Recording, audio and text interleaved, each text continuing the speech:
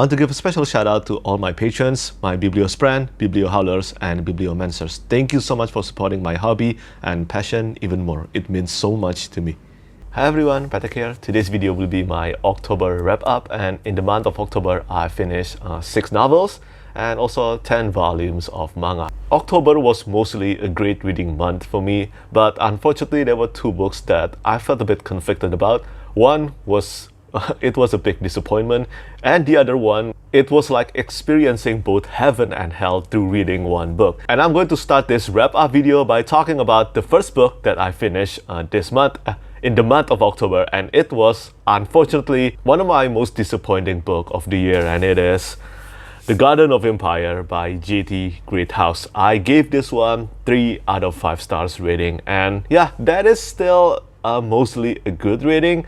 But The Hand of the Sun King, the first book in this trilogy, was one of my favorite debut of all time. It was one of my favorite book of last year. I loved everything about The Hand of the Sun King, and The Garden of Empire is one of my most anticipated book of this year because of how much I love The Hand of the Sun King. But yeah, I'm sad to say that this didn't live up to my expectation. I knew before I read this one, I knew that this would feature multiple POV characters, unlike the first book, which features only Wen Alder as the singular POV character with a first-person POV narration. But that is not the case with The Garden of Empire. The Garden of Empire features 4 POV characters. One is in the interlude, one is Wen Alder himself through a first-person narration, and then the other 2 is through a third-person POV narration. And I don't think this is a good idea for the book, at least not in The Garden of Empire. I'm not sure whether this will prove to be a good idea in the third and final book of the trilogy or not, but definitely didn't work for me in The Garden of Empire. I just felt the new POV characters in this book, Koroha and Han Pinion, are not the right choice to make The Garden of Empire a compelling story. For example, I really thought that Attar, which is one of my favorite side characters from the first book, would be one of the POV characters in The Garden of Empire, and that didn't end up happening. On top of that, I feel that The Garden of Empire is completely inflicted with the middle book syndrome.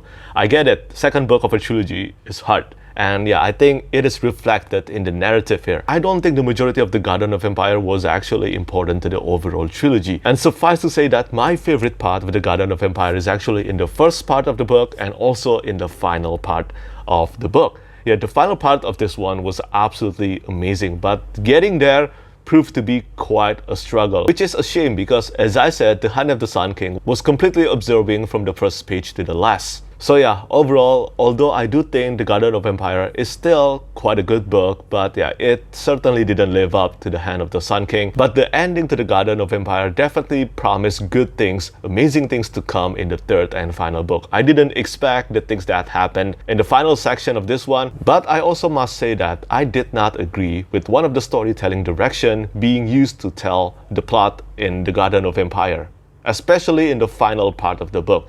So for the entirety of The Garden of Empire, Wen Alder is so focused on one thing and one thing only. Some of the people around Wen Alder have more knowledge, and they did not put a stop to Wen Alder's plan or motivation at all. And then at the end, of course, you know what happened, right? They told him that Wen Alder is pretty stupid. I mean, how could he know better? No one told him anything. I do not like reading this kind of plot manipulation. I hope that there will be a better reasoning for this in the third and final book. It felt like reading all the miscommunication trope that I really dislike. So yeah, the first book that I finished in the month of October was The Garden of Empire, and yeah, this one was a bit of a disappointment. Fortunately, the second book that I finished last month proved to be something that I didn't expect as well, but on the better side, and that is Age of War by Michael J. Sullivan. I didn't expect that Age of War would be this good. It is amazing.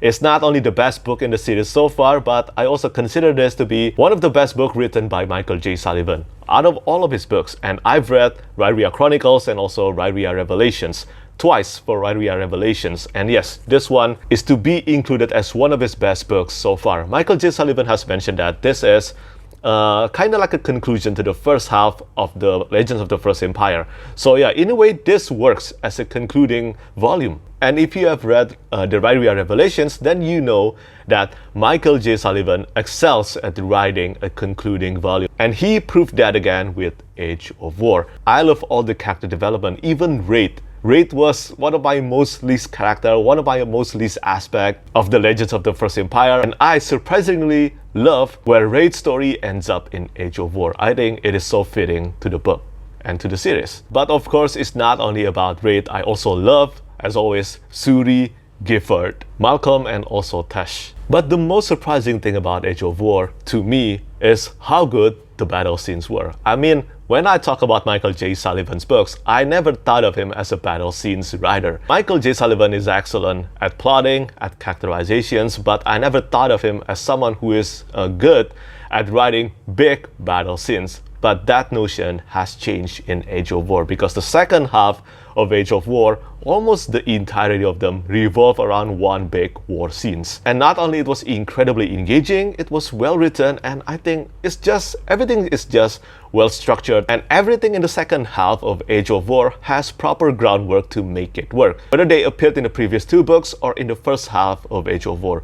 So yeah, I love everything about Age of War, and I certainly love Tesh. I think Tesh is a badass character, and I love the character development of Gifford the most. I still have 3 books left in Legends of the First Empire, and I'm really curious to find out how any of those books will top Age of War for me. From my prediction, knowing that Michael J. Sullivan usually excels at writing conclusion, I think Age of Empire has the biggest chance of topping Age of War. So I guess we'll find out eventually. I'm going to start reading Age of Legends, fingers crossed, next week. And then the next book that I finished in the month of October, it was a reread, and this is for Mistborn Secret History by Brandon Sanderson. As I constantly said, I cannot talk too much about this one, but yeah, this play a larger part in the Mistborn universe and also in the entire Cosmere universe. So if you're a fan of Mistborn, if you're a fan of Cosmere, I think this has become a necessity now. You must read this book, especially before The Lost Metal. This is the 3rd time I'm reading through Mistborn Secret History, and I think with each reread, as I get more familiar and more immersed with the Cosmere universe, I think each reread of this book gets much better. Even though this is only about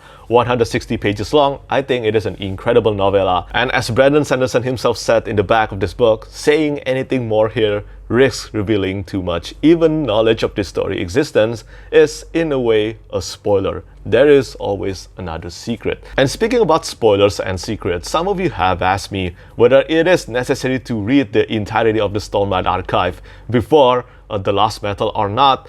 Well, I haven't finished The Lost Metal yet, so I cannot fully confirm this yet. I will do a review of The Lost Metal on the 17th of November. But I think from my past experience, I think it should be okay for you to not read the Stormlight Archive first before reading The Lost Metal, but you must read the entirety of Mistborn before reading The Lost Metal, and that includes Mistborn First Trilogy and of course the entirety of Mistborn Wax and Wane, and also this book. But I want to say though, with the latest edition in the Stormlight Archive, Dawn Shard and also Rhythm of War, I think it has become kinda a necessity to read every book in the Cosmere now, because everything is just so connected now. So if you're not reading the Stormlight Archive and you decided to finish Mistborn first, I think eventually, whether it's now or later, I think eventually you will come across a Cosmere spoiler. It's bound to happen with how connected everything is now. But again, I will confirm whether it is necessary to read the Stormlight Archive first or not before reading The Lost Metal after I'm done with The Lost Metal soon. And then the next book I finished, it was another reread, and this is for The Forgetting Moon by Brian Lee Durfee. I have done a full spoiler-free review for this book on this channel, and in my opinion, The Forgetting Moon is as good as the first time I read through it. I think in a way it is somehow better now because I have a better understanding of the world building, and also the characters and the way they behave now. I still think the prophecy tropes are done really well in The Forgetting Moon and the 5 Warrior Angels. Even on my second time reading through The Forgetting Moon, all the prophecies still feel so unpredictable and fresh. I will leave the link to my review of The Forgetting Moon in the description down below. But suffice to say that if you haven't read The Five Warrior Angels yet, I highly recommend this trilogy. I have talked about this trilogy for 3 years now, and I think it is unfortunate that this trilogy remains underrated and underhyped to this day. Only about 1,000 ratings on Goodreads. That is just insane. It deserves more readership, it deserves more praise and hype. And I am looking forward to doing my second read of The Blackest Heart this month in preparation for the third and final book, The Lonesome Crown, to be released within this month, at the end of this month. And then the fifth book that I finished last month, and this is the book that I mentioned at the beginning of this video, and it is Empire of the Vampire by J. Kristoff. So this is the first book in Empire of the Vampire trilogy. Empire of the Vampire is a ridiculous name. I think it is an awkward name. I prefer Vampire's Empire, but that's beside the point of this book here. So reading Empire of the Vampire is like experiencing both heaven and hell at once. Why? Because the first half of this book, I absolutely despise the first half of this book on my first time reading through Empire of the Vampire. It was just awful, cringy, and also too edgy. I mean, everything about the first half of the book is like an emo trying way too hard to be an adult. Inserting curses at every single occasion is not a way for an adult to treat you like an adult, okay? It doesn't make your book more adult fantasy by including curses F-word in this book. Basically, everything is just F-word in this book. At every single occasion, no matter how random and insignificant they were, doesn't make your book more adult fantasy. I have seen Empire of the Vampire shelved as YA in several bookstores, and I'm not surprised by this decision. I mean, the first half of Empire of the Vampire, to me, really felt like I was reading a YA fantasy book. I love J. Kristoff prose, but honestly, the first half of this one, it was just bogged down by unnecessary cursing, and I'm not a prude here. I've read many adult fantasy books that I love with a lot of curses, like The Gentleman Bastards by Scott Lynch, for example. I think Scott Lynch wielded cursing as a form of art in The Gentleman Bastard, but the first half of Empire of the Vampire is not a great example of using curses in fantasy books, in my opinion anyway. It just felt trying way too hard to be edgy or begging to be treated like an adult, even though it doesn't feel like one. I'm not gonna lie, I almost DNF Empire of the Vampire, and if it wasn't because I actually buddy read this together with my co-bloggers, I would have actually DNF'd it, because my co-bloggers mostly felt the same about the first half of this book. The characters were infuriating, all of them were infuriating, and also there were no redeeming factors for them yet in the first half of the book. So the redeeming aspects for these characters, especially Gabriel and also Aaron, appeared in the second half of Empire of the Vampire. And I think the second half of Empire of the Vampire is actually J. Kristoff at his best. Seriously, the second half of Empire of the Vampire contains some of J. Kristoff's best scenes and best writings. Actions were incredible. The sorely needed characterizations finally appeared in the second half, and I surprisingly end up caring for the brotherhood of Gabriel, Aaron, and Baptiste. And believe me, if I were to judge this book based only from the first half, I don't think that would ever happen. But thankfully, it did. The world building, thankfully, were always good from the beginning to the last. And yeah, J. Kristoff has mentioned that this is kind of like The Name of the Wind meets Interview with the Vampire, and also The Witcher and The Road. I know that's a lot of popular names, a lot of popular franchise. And I have to agree, I think overall this is a great pitch, a very fitting pitch to Empire of the Vampire. And after reading through this book, after loving the second half of Empire of the Vampire so much, I have to give this book a 4 out of 5 stars rating. And that's only because I immensely disliked the first half of it on my first read. And I have already done a full spoiler-free review for each book I just mentioned on this wrap-up video, like always. And I will leave the links to all my written reviews on the description down below. And before I move on to talking about the next and final book in this wrap-up video, I would just want to give a shout out first to the artist behind Empire of the Vampire. Now, I do not think this book deserves like 30 or 300 special editions, but I think the artists, all of them, whether it's the US or UK edition, did an excellent job in making Empire of the Vampire a better book. This cover art, the UK edition, is done by Kirby Rosales, which is one of my favorite artists. The US edition has a cover art done by Jason Chan, which again is one of my favorite artists. And to make things even better, Empire of the Vampire, for those of you who don't know, feels like a special edition to many other fantasy books, because this book comes with about 30 interior illustrations by Bon Ortwig, and every one of them were just amazing. I'm going to show a few here just in case you haven't seen them. This is one. Ow. And then I'm going to show another one at the beginning of this book, just in case to avoid spoilers. And this is another one. And also, here's one more. So yeah, Empire of the Vampire is quite likely the most well-produced standard edition of a fantasy book that I own. I mean, more than 30 interior illustrations. That is just insane. So if you're like me, you struggled reading through the first half of Empire of the Vampire, trust me, you're not the only one. But the second half, I think, is very much worth it, and I think it will make the second read experience of Empire of the Vampire much better. And finally, the last novels that I finished this month, it was for Age of the King by Philip C. Quaintrell. This is the 6th book in the Echo Saga series, and it is the conclusion to the second trilogy in the 9-book series. And I will happily say that Age of the King ends up being not only my favorite book in the second trilogy of the Echo Saga, it is the best book in the Echo Saga so far. And I expect the last trilogy to blow my mind even more than Age of the King. I love Age of the King. I think the pacing in particular was just so well done. I never felt bored reading through this one. And once again, Philip C. Quaintrell did such a great thing in handling the balance between the returning characters and also the new characters. The surprising thing about Age of the King though, and also the second trilogy, is how much I grew to like the new characters. Alija, Vigon, and also Inara, but especially for Vigon and Alija. I think both of them became some of my favorite characters in the entire Echo Saga series. Up there with Asher, that was introduced as the main character in the first book, and also Doran Heavy Belly, and also Gideon Thorn. Really, there are many great characters in the Echo Saga series, but in the second trilogy here, Alija and Vigon, both of them just surprised me. The character development for them were excellent, and I think having the Crow as one of the main villains of the second trilogy is such a great move. We didn't end up seeing the full fruition of the Crow plan here, but I think we will see more of them in the last trilogy of the Echo Saga, and I am so excited about it, so excited. I think the last 3 books in the Echo Saga has a very great chance of becoming the best books in the entire 9-book series, but we'll see. I still consider the Echo Saga as one of the most under-hyped fantasy series out there. I mean, it is quite shocking to be honest. I mean, just on Goodreads,